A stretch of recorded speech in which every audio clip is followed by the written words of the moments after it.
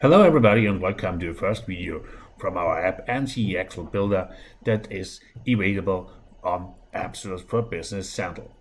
In the next couple of seconds or minutes, let's say, I will show you how you can create an Excel report. To do so, I will start here on Search and key in Excel. After a while, the menu items appears, and in this case, I will use NCE Excel Evaluations.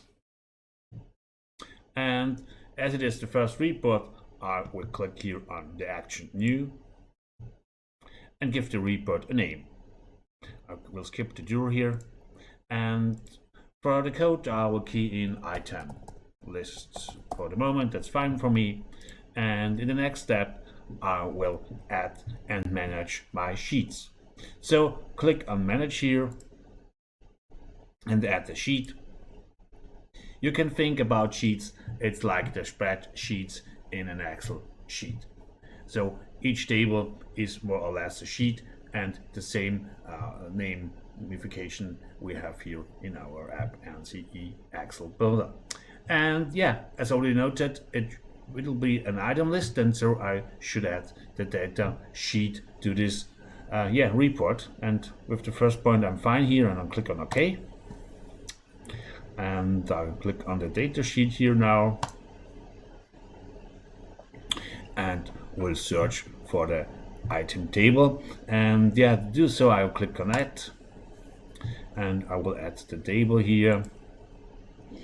And now, as noted, I can search for the table. And for this, I can click here on Search and key in Item. And after some seconds, all tables that hold the caption item in it will appear here, and the first one is the one that I'm looking for, and I click here on OK, and now the table is added to my report. The next step, now I have to select the fields, and with that I click again on Add, and the application and the app knows that I maybe want to add some fields to the table, and that's okay for me. That's why I'm using the first option here. Now the only next steps that I have to do is add the fields to my report, and in this case I want a number, the description, and let's select some other fields too here. Basis, units of type, item posting group is a nice one too. And yeah, let's scroll here down a little bit, and let's see. The inventory field is also interesting for me. Yeah, that's fine for me at the moment, and I'll click on OK. So that's it for the moment, and with that I'm happy. And I can close the selection here and skip this cut too. And now I can click on Execute.